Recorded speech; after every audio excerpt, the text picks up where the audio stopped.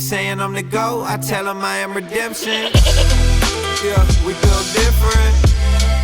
All right, we got I Am Redemption coming to you live from Podcast Studio Austin. Big shout out to all our homeboys over at Squatch Frontier Fitness for making this happen.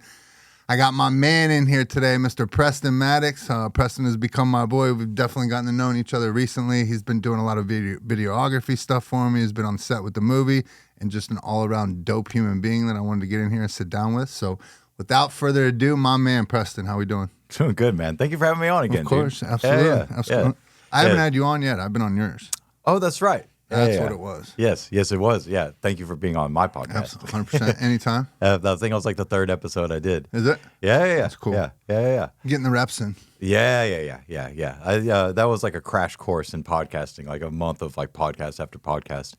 Filming your stuff has been really fun though, and like that format is really interesting. But first, so I have a question I've been asking everybody I know. Okay. And I get different answers, and any answer is right. There's no wrong answer to this. But from a scale of 1 to 10, 10 being great and 1 being bad, how cool or uncool would I look if I had a silver chain?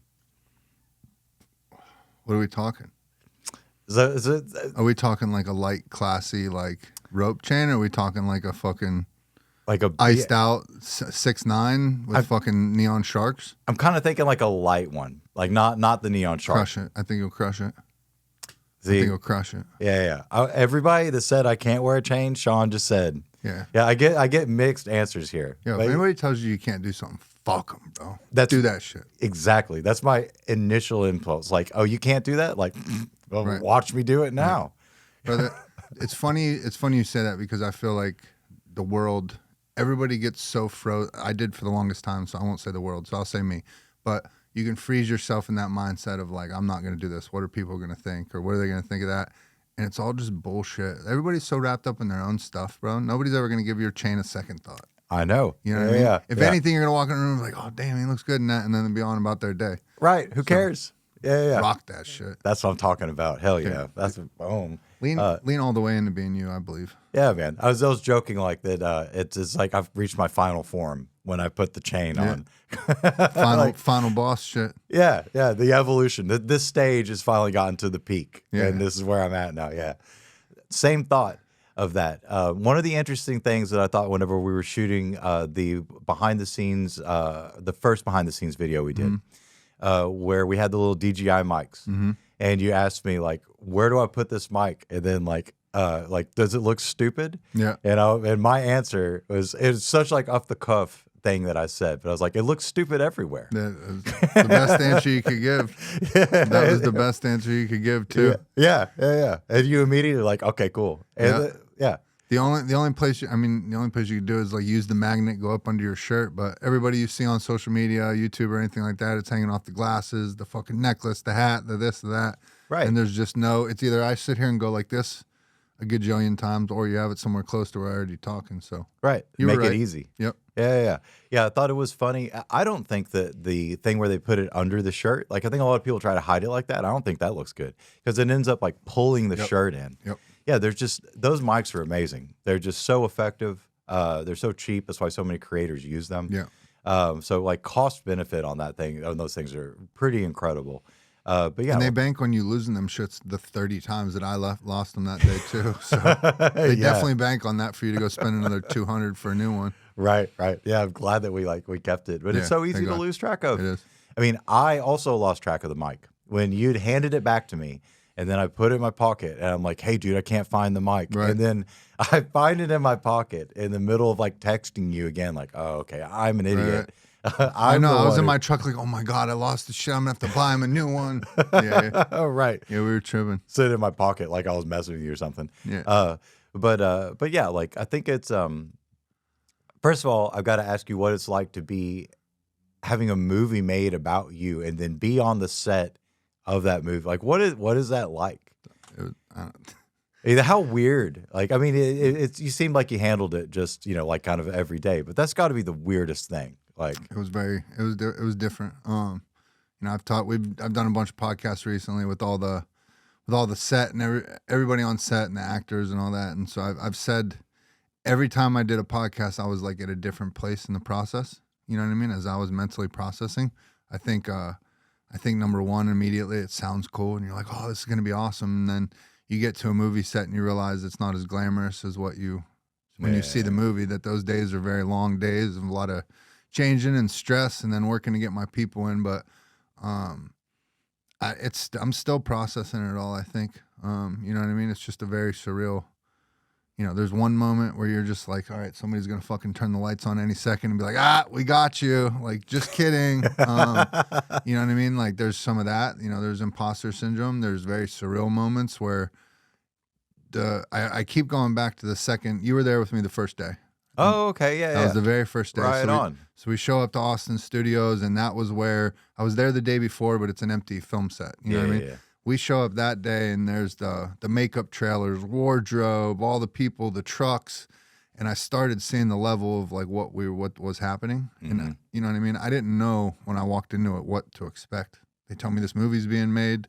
You know what I mean? Indie film. I know that's not big budget, so I'm not expecting to show up and it be the Avengers set or anything. But I showed up and it blew me away. Yeah. I was like, oh shit! Like this is a machine moving. You're not just stopping this. Oh yeah, that wasn't. I mean that and the Avengers set not that far off. Like a lot of the money in the Avengers set goes into VFX and post production. Right. So that's what when I got into a room and realized there's 30 fucking people behind these cameras right now. Like this isn't any small 2-3 person job like I was used to on the documentary. Yeah.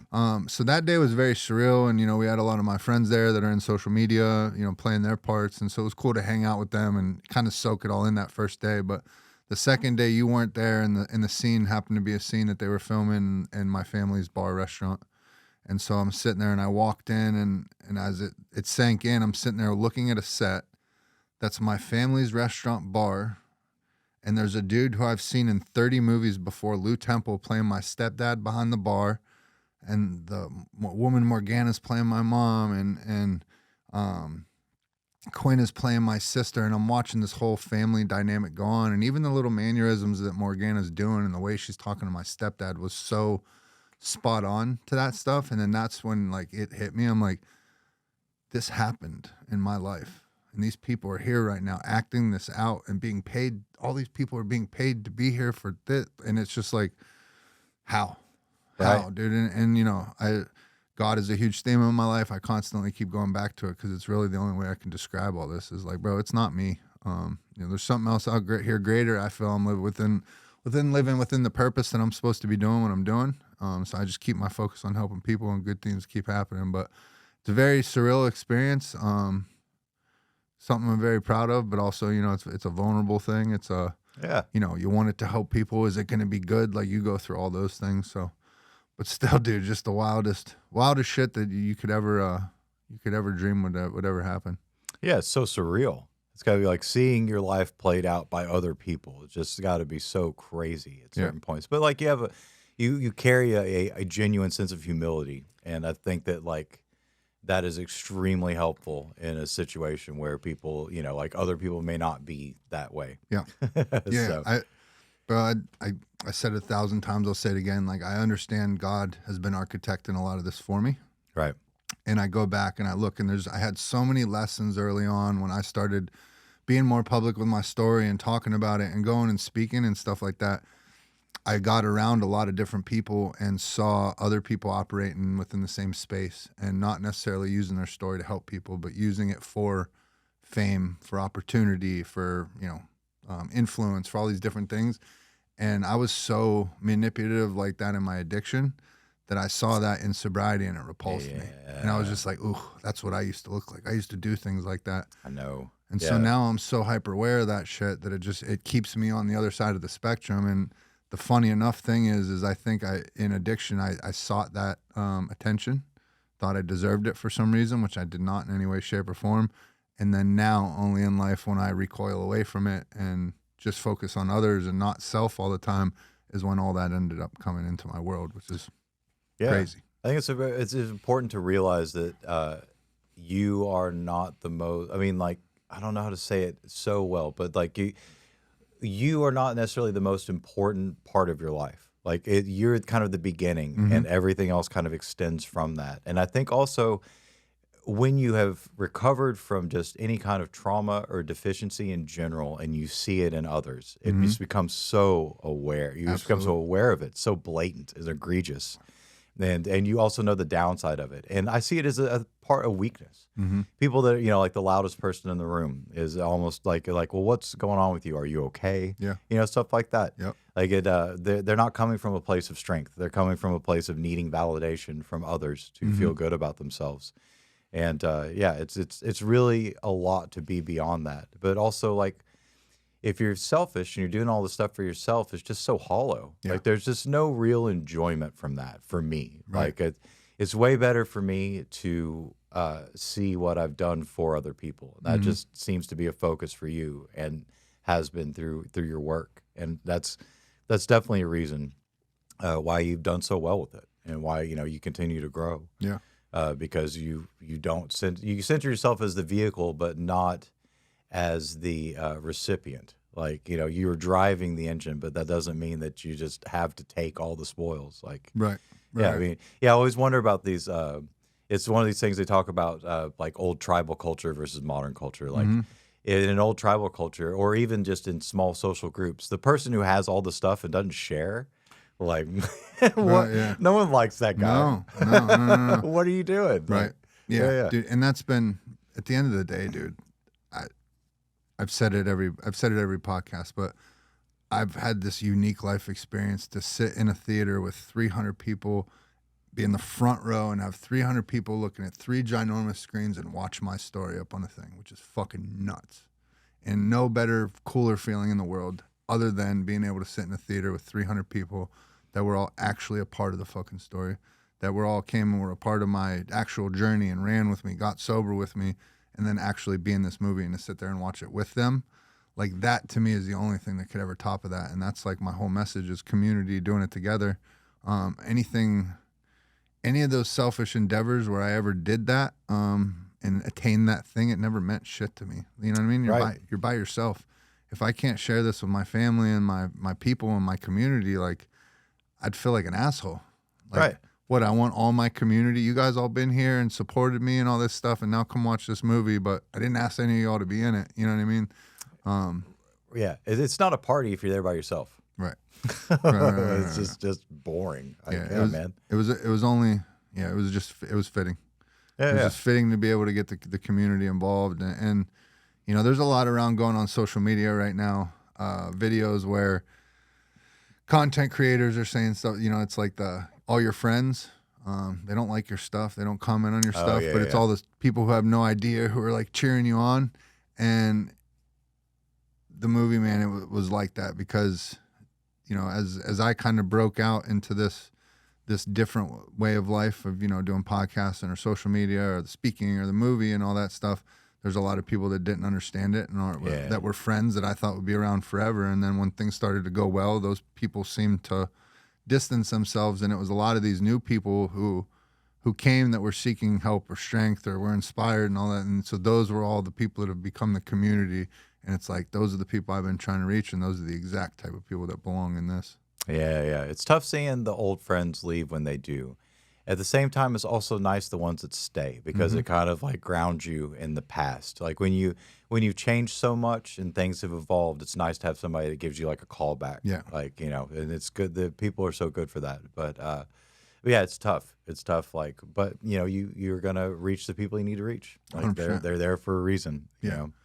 I've come to terms with not everybody, and it's okay. That's the main lesson. Not everybody's meant to be along for the whole journey, and that's okay. Yeah. They're on their own journey and everything like that, and I don't fault everybody. I think at first I didn't understand it.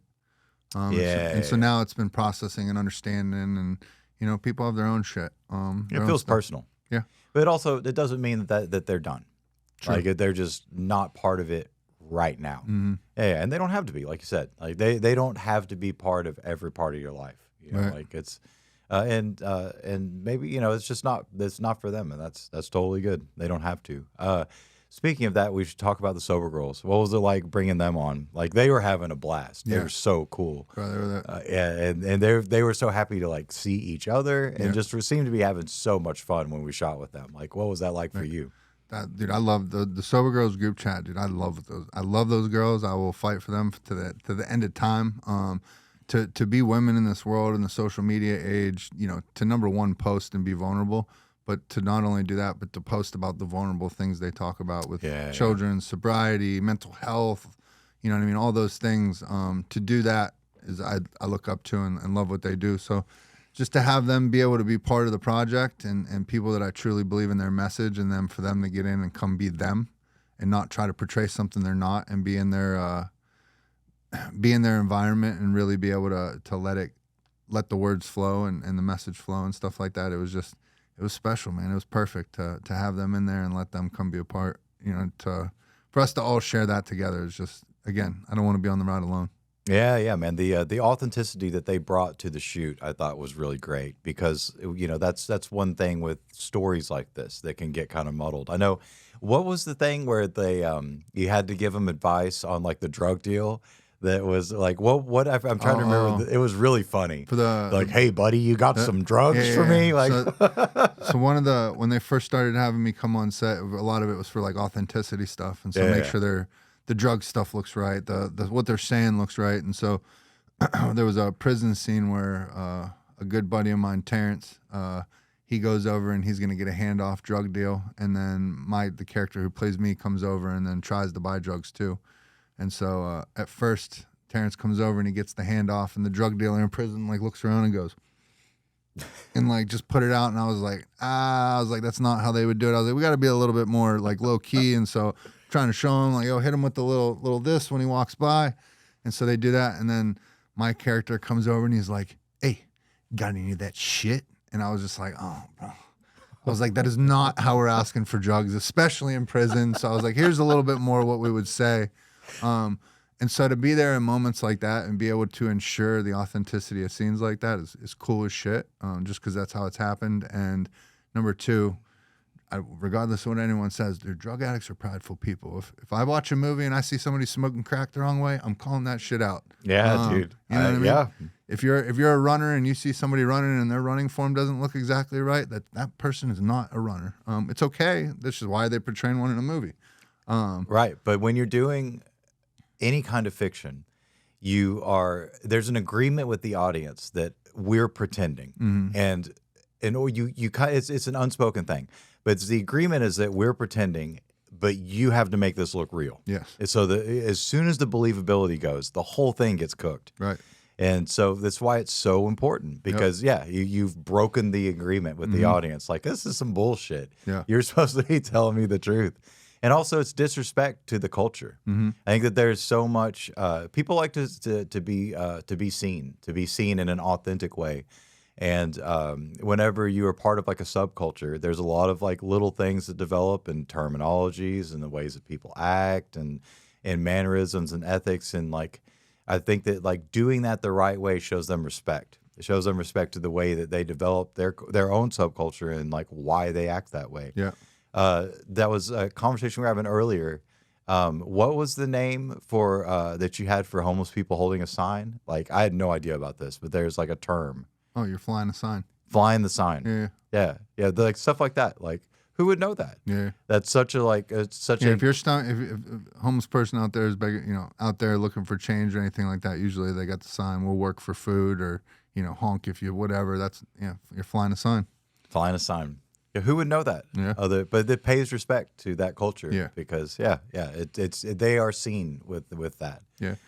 It's been learning as much as I did for being on set and understanding where, you know, movies are based on true events and, you know, based on a actual story, all those things. A lot of those times they're not necessarily trying to change the story. You know, sometimes they're doing it for entertainment purposes, but a lot of that stuff is related to budget and locations and availability and all that stuff. So, you know, seeing how some of those things go down and understanding that's why stories get, you know, manipulated a little bit sometimes. Oh, yeah. But I think some people have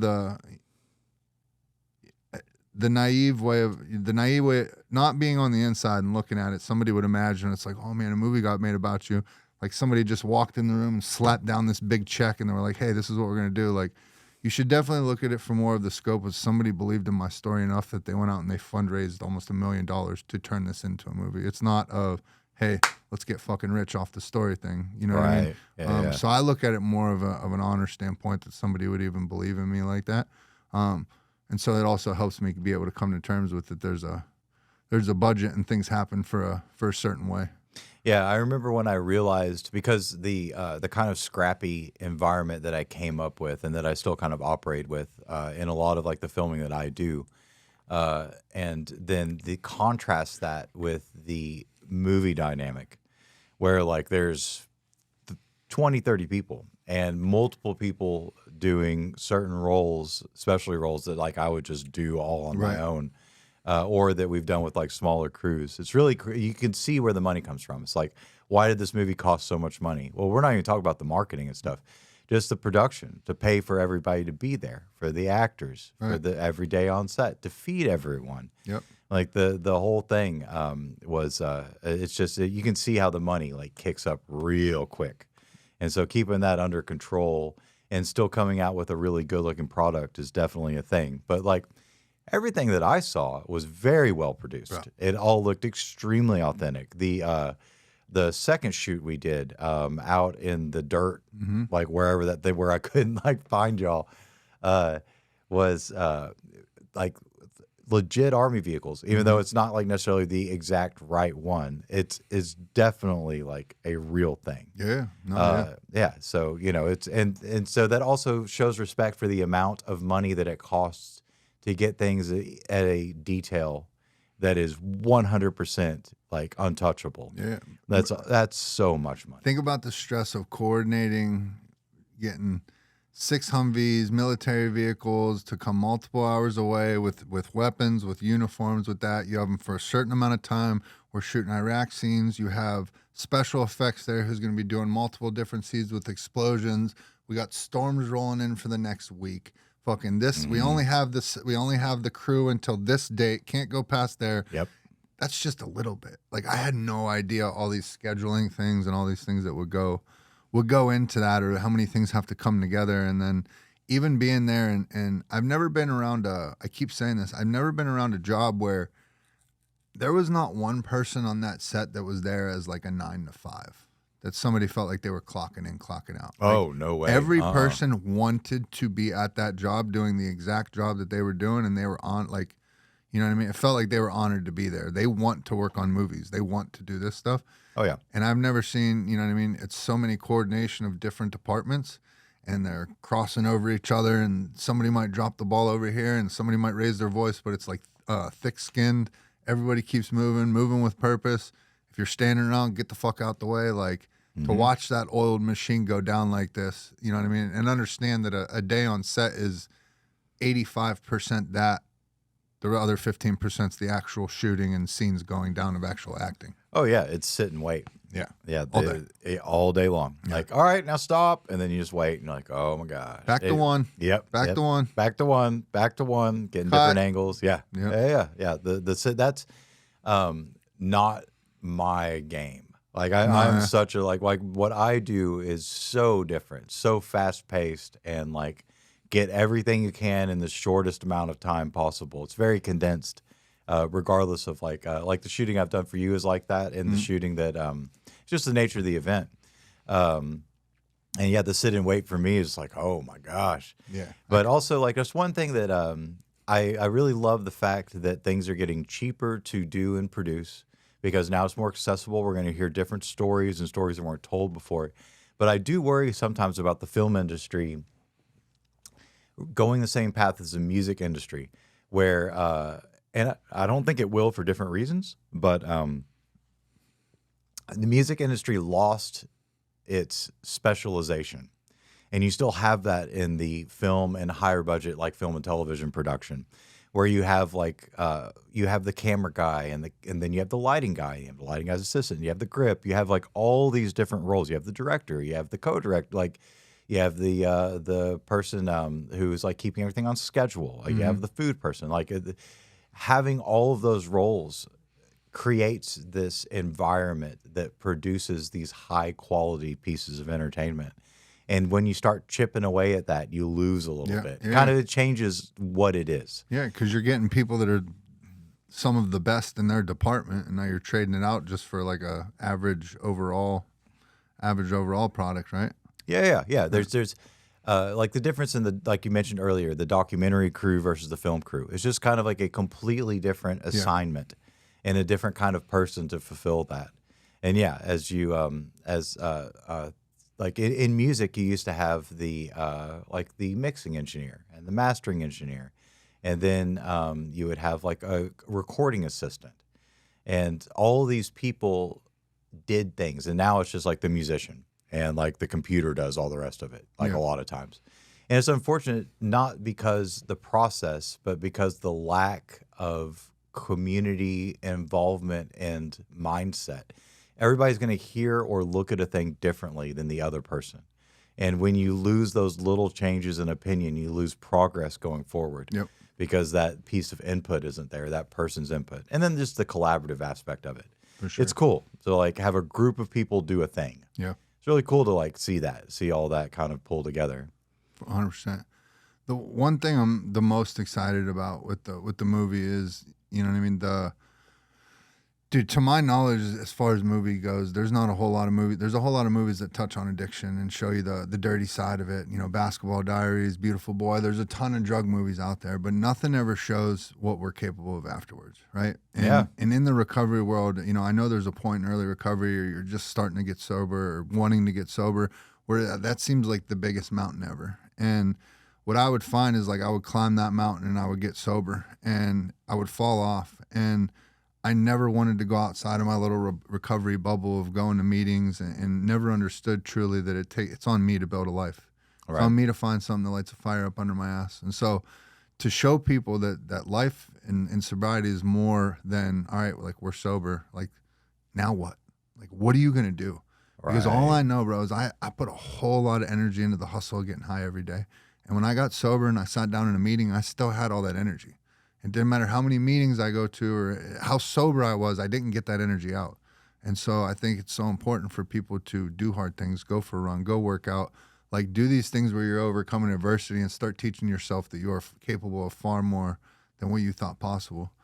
And the one thing I see for drug addicts that I was just talking about this morning with a friend is drug addicts can endure. We can endure uncomfortability. If I had money for as many hours as I've laid around in this world, dope sick, writhing in pain, sweating, nearly shitting myself, like I can endure pain. I can endure hardship. When I started running, I realized it was a lot easier for me to endure a lot of that pain than it was for a lot of regular, normal people. Mm-hmm. And so I think doing something like that is this huge metaphor for your life and getting you to understand that you're quitting on everything way before you're ready to. And just something simple as going for a run, understanding that I can run farther, overcome those mental hurdles, understand that if I feel like shit right now in the middle of this run and I keep running, that I can run through that and get to the other side of it. And so I'm excited for people to truly see that, to see that there's more than just getting sober. There's more okay, you've changed your life. Now what? Let's keep building. Let's keep going. Like it's a unique qualification, all the hardship you've been on, to use later in life. Yeah. Most drug movies end in one of two ways. Complete chaos and destruction, or they're sober now and it's over. We have this happily ever after addiction as a society. Right. And then we don't think about the path afterward. So I think it's great that you are kind of focusing on that part of it. Yeah. Because it's also not a linear journey. I've known a lot of people who got sober. I don't know how it was for you, but I've known a lot of people that got sober, most people really, and there's like a backslide. Mm-hmm. And even like simple stuff. I remember the amount of times I tried to quit smoking cigarettes. It was like, oh man, I'd throw them in the trash and then I'd come back and dig them out of the trash. Like just pathetic stuff. Yep. And it wasn't until I finally just made a decision. And when I did, I was done. Never did it again. But there was this process. It wasn't like a like one and done kind of thing. Right. You know, it's a struggle. And the struggle isn't always doing the drug. The struggle is like finding what to do now. Mm-hmm. Because scoring drugs was like a very large part of your life. And so that energy, like you're saying, has got to go somewhere. It's going to go somewhere negative. Right. You got to channel it into something. Right. So like hopefully you want to channel it to something positive. Exactly. What positive thing? Like what's gonna run that same engine, but like in a different way. 100%. Yeah. So that's why I'm most excited about it. What is it like? I mean, so you've asked me, what is it like you having a dude hit you up and be like, hey man, they're filming a movie on my fucking story. Do you want to come do some behind the scenes shit with me? Like, with your job being behind the camera and all that stuff, what's it like for you? Man, like overall, my job is really just weird. Sometimes I have to kind of sit back and look at it and just like, I can't believe that this is what I do for money. And these are the things that I like, because when I'm in the mix, I'm not thinking about any of that at all. I'm so focused on what needs to happen and how it needs to happen, what needs to be done. It's also such a process-driven thing for me. Like I have a checklist of things I need to get, and this is how we're going to make this piece. And so I'm wired in, and it's a while for me to like step back and just look at like what's happening.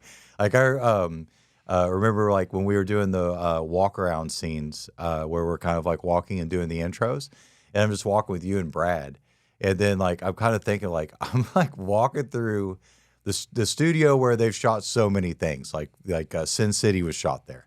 I'm walking through the Sin City parking lot backwards with Shawn, like talking to the camera while he's doing a movie about himself with Brad, this dude who I saw on social media, like these two like super jacked dudes with tattoos. And I'm just like chilling, like this is normal to me. And it is normal. It's super normal. And like the things, like I'm super direct with my like I don't mince facts for anyone at all. And I realized at some point, sometimes I'll step back like, damn, I can't believe I said that the way that I did. It's just so abrupt. But that's what people like. Like people like that direct. Like they like that I don't like worry about that stuff, because we're all like, we all have the same goal, and we're all kind of like working in the same way. So yeah, it's surreal, but it's also like so normal to me now.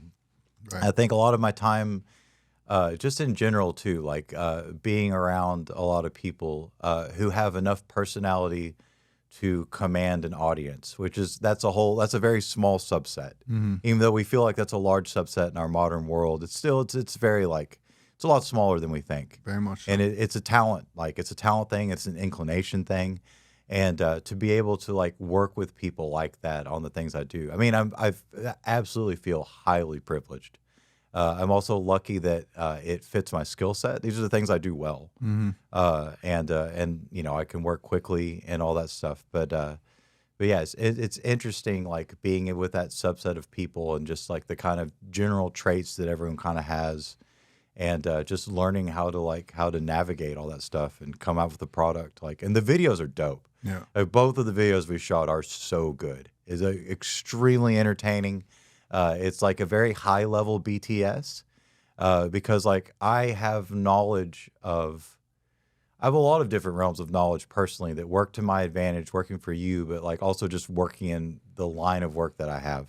Like I know how the film crew operates, so I know what to shoot. And I also know how to stay out of their way. Right. And that's a big deal. I think we were kind of talking about this earlier, things that like you learn how to like not step on people's toes.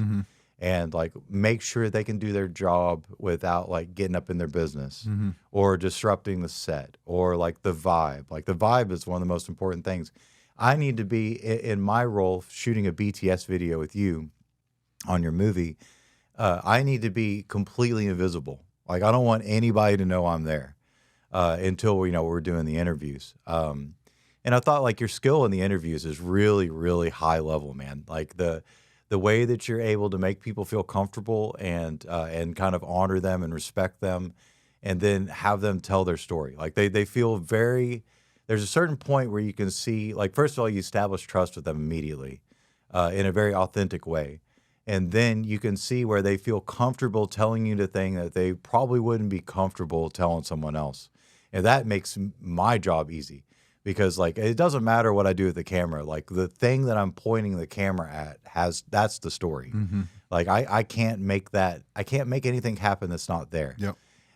Like I'm thinking specifically while I'm talking about this about the interview we did with the driver, who that dude was just super cool anyway. And those people have incredible stories to tell. But I don't think he expected to get a chance to tell his story. Yeah.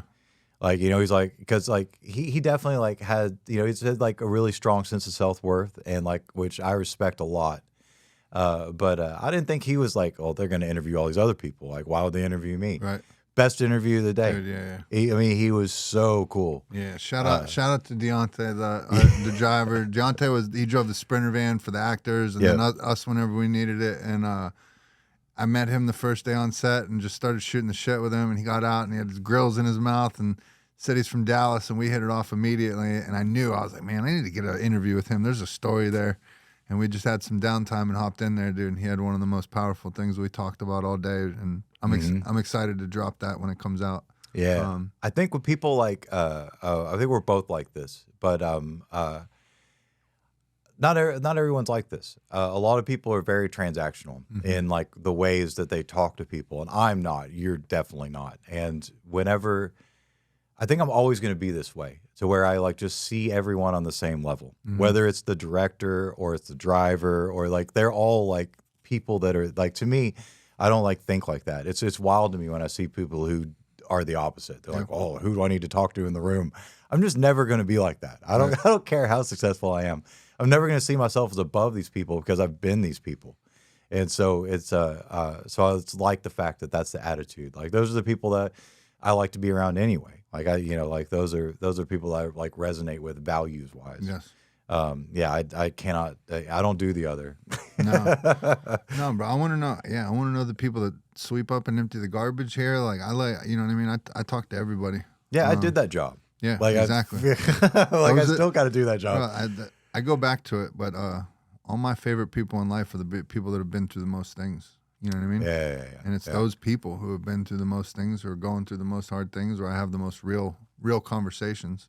And when I went and spoke to the at the NFL beforehand, before everybody had come in, they were going around and they were putting little flyers that about the movie on everybody's seat, and I was helping out. And there was one woman, very passionate black woman, and we got to talking. And bro, like, for 10 minutes, we sat there and she shared her testimony and we talked like that, and there were tears and it was all that.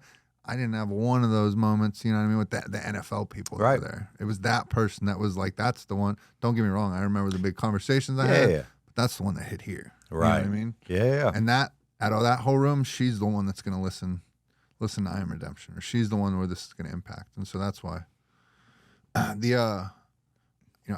continue to talk a lot about God, but there was a quote that I heard one day, and it was something along the lines of the way you treat the least of us or the less of us is how you treat me. So basically saying how you treat, you know what I mean? However you want to, I don't know the proper terminology to put it. No, lower class, homeless, you know what I mean? The people going through adversity, however you want to put it. And I truly feel like that's what it is, dude. I agree. I think that, and another version of that is how you treat people when you are having success. Because some people have success and then they start like acting like a jerk to everybody. But that's really where your true character shines, because like you don't have to be anything. You can be however you want. And so when people act all high and mighty, like it looks bad on them. Yeah. Like, why are you doing this? Why? For sure. It's another thing. It's a sign of a deficiency within them. Like people that are rude to the help. Like who's rude to a waiter? Like, really? They're at work. What are you doing? But there's a lot of people that are like that. Yeah. So yeah, similar thing. So when I met you, I know you had come off work. You had worked on some big things, and I know you're doing some big things now. Some of which you can talk about, some of which you can't talk about. So just kind of going over the spectrum of the bird's eye view. Like, when did you originally get into doing videography, and then like what have you done in the world since then? Man, I was a musician really for most of my life. That was kind of my primary focus, and I was like a touring musician a lot, and I had a lot of like hard and adult jobs while I was doing that, and some very non-adult jobs too. But I was managing a commercial bakery, and I was on tour, and I was like dealing with stuff at the bakery while I was on tour. I was in this 24-hour cycle of just constant work, and I was like, I've got to make a change. what should I do? And I had done real estate photography when I had first moved to Austin, but I was just such a child. I just could not like I didn't understand what freelancing was or just how to function in the world as an adult. I was just like, I was on a lot of drugs and just like a musician dude. That's all I cared about was like, when can I party and get high and when can I play a show? That was my, my early life up to like the kind of like early 30s. That was kind of just what I was trying to do. I saw, as soon as I made that decision that I was going to get back into photography, I saw an ad for an internship or not an ad, I saw a post for an internship for my friend Brandon, who I met through music, for working at Onnit. And so I got started on it around like 2018. I had only edited music videos. I only shot one music video, and it was terrible. I had a digital camera way back when. It was not good. I was not a good real estate photographer either. I was pretty awful at the time. But I was like, okay, fingers crossed. Like, I'm just going to make this work. And I had my first video was how to cook a steak. And it was this dude, Ben Greenfield. So I didn't know any of these people, and which is an interesting part of that is like I'd know this person who's super famous. I had no idea who they were. So yeah, Ben Greenfield is like pretty like well known influencer dude in the health space. Yep. And so he's talking with Kyle Kingsbury or Aubrey, I think it was Kyle, about how he cooks a steak, and it's 10 minutes, and I've got to condense it to 1 minute, like because that was the social media standard at the time.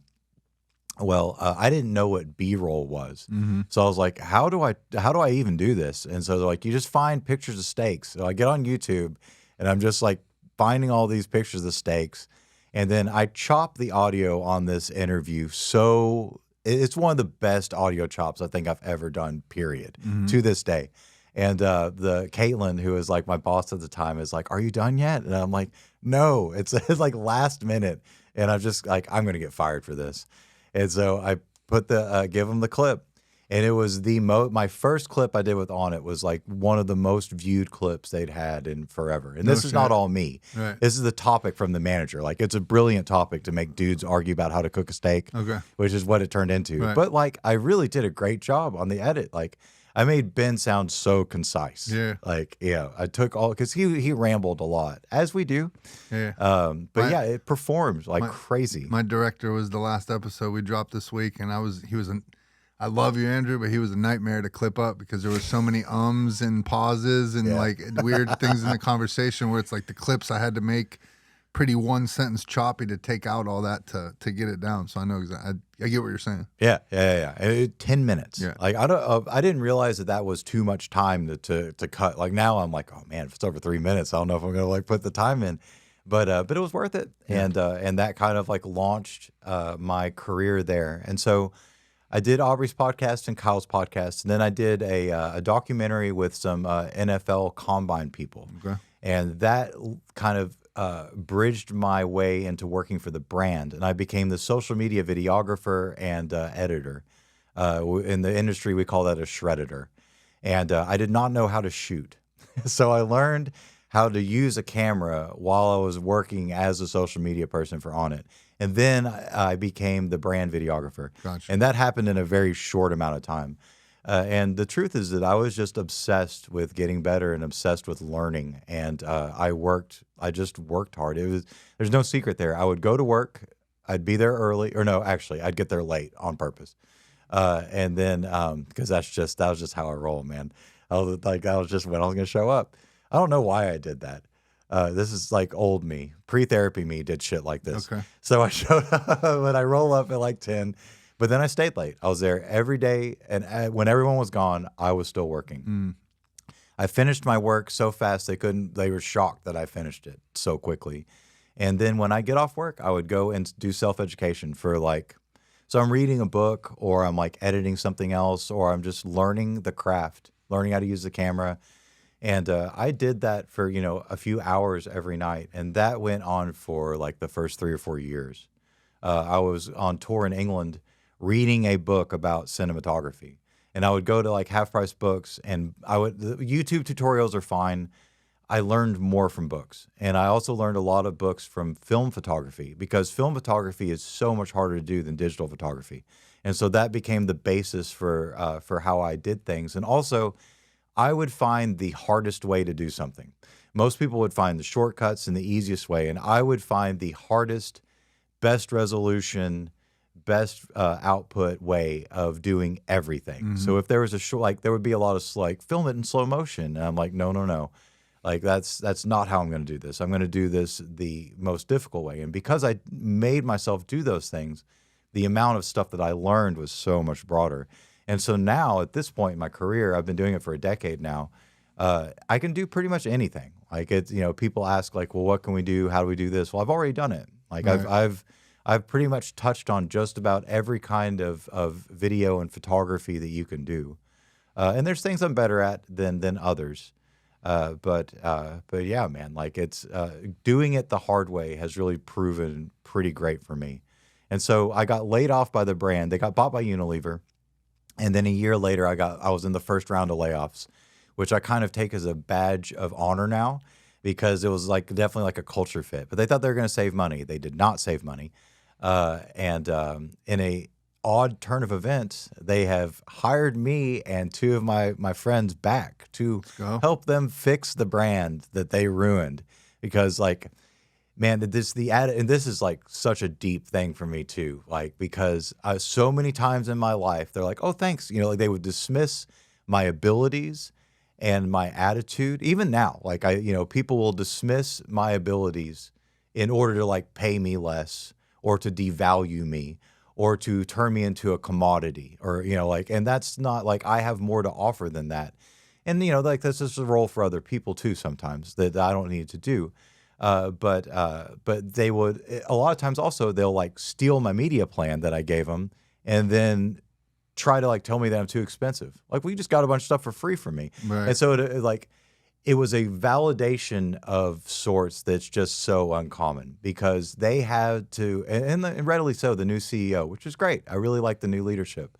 But they had to say that what we were doing was working. And when they got rid of us, like, no. Let the big boys handle this. Yeah. And so the big boys show up, and they don't just fail. They fail in a way that is embarrassing. Yeah. And it was so bad, I unfollowed the brand. And Really? like, oh yeah, dude, I can't watch this crap. Right. Like these highly produced slow motion pictures of dudes breathing hard. Who cares? Right. Like, it was just a bunch of imagery that doesn't matter.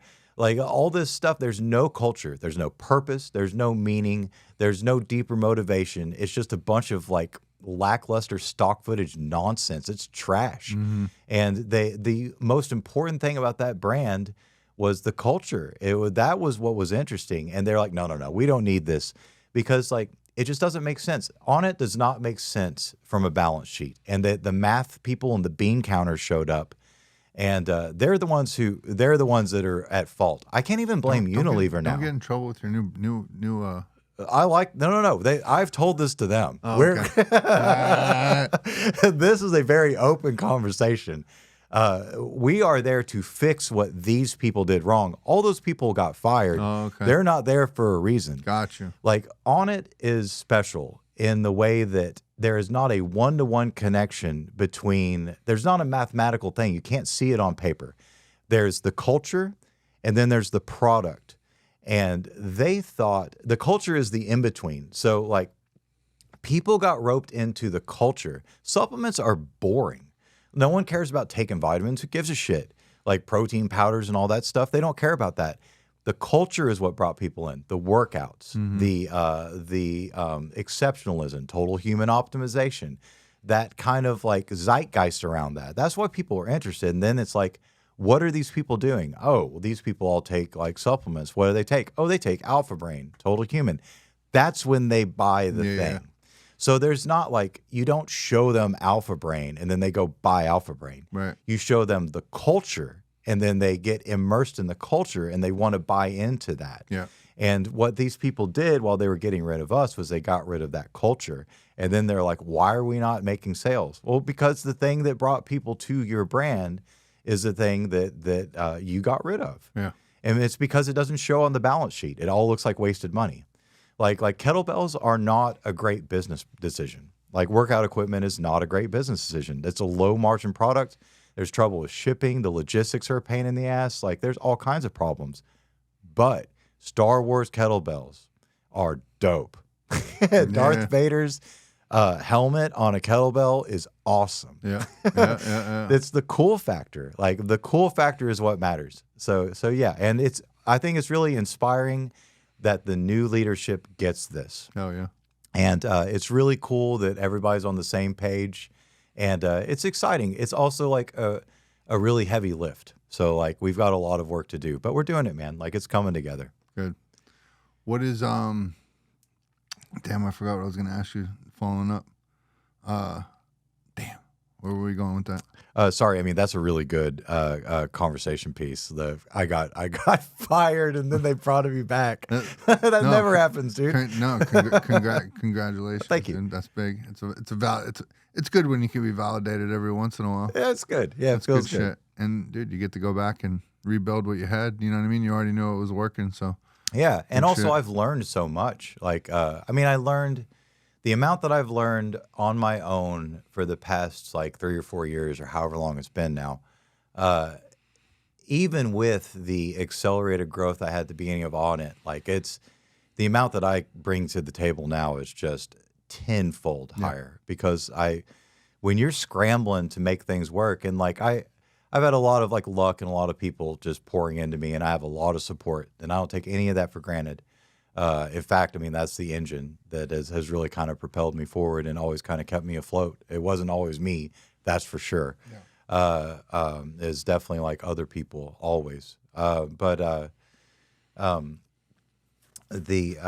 having all those experiences, being thrown into things and having to make it work, having to come up with brands media plans, like the ascension from being a videographer to a creative director, like that, I took that leap, and I wouldn't have done that if I had stayed there.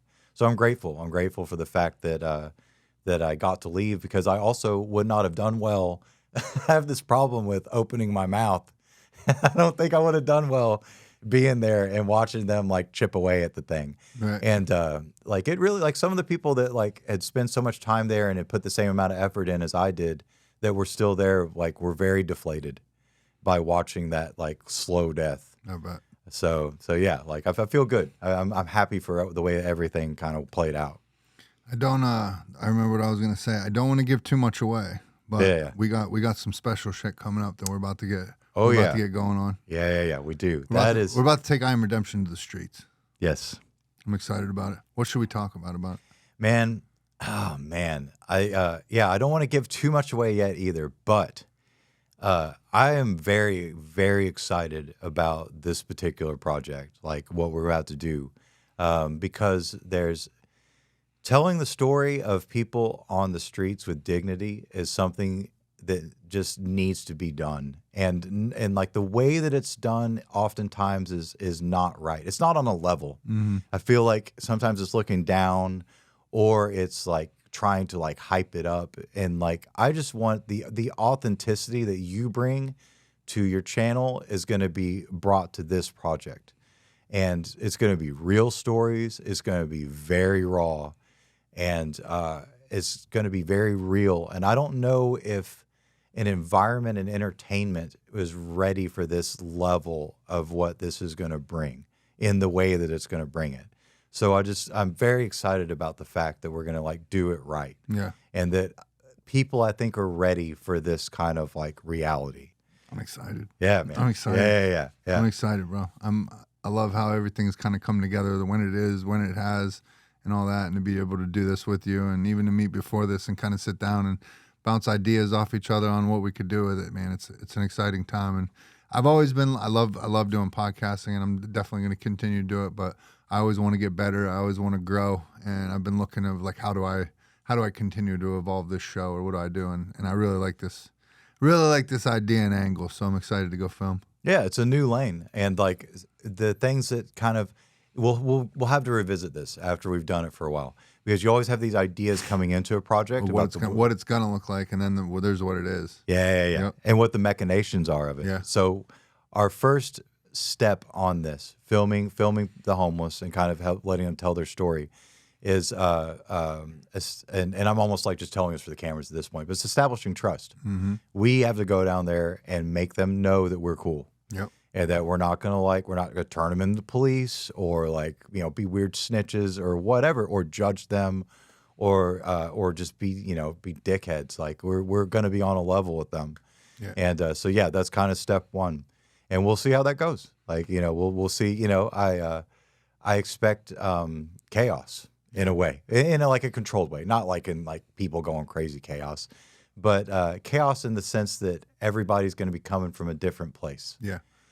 And that there's going to be a lot of unexpected curveballs that we don't expect, and those are going to be the best moments. Yeah, I think we got some unique places to do it, and unique ways to do it. But I know, you know, you and I spoke a little bit before, and we're bouncing off ideas, and you know, I haven't really ever talked about it, you know. But when I got out of prison and I ended up here in Austin, I didn't have any connections, and I was still very much seeking drugs. And so I was going, and that's where the term flying a sign came from. And our conversation was, I'd go hit up the guys that were flying a sign on the corner, like, yo, where can you get something?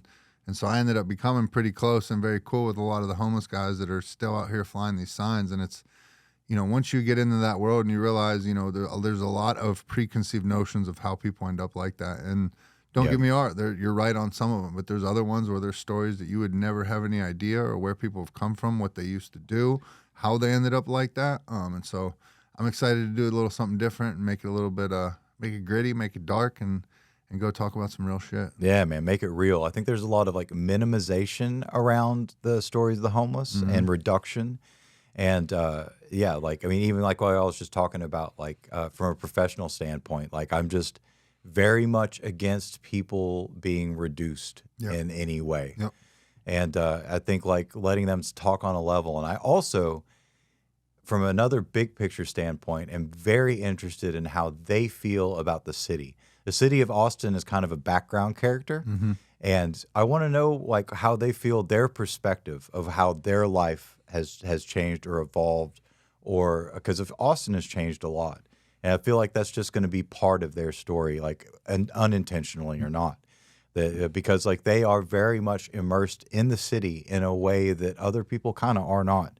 They're on a very ground, like literally on a ground level. Yeah. With every like very surface level, very in your face all the time. And so I think we're going to have a lot of like the evolution of the city reflected in their own stories, which I think is very, very interesting. Right. And I want, dude,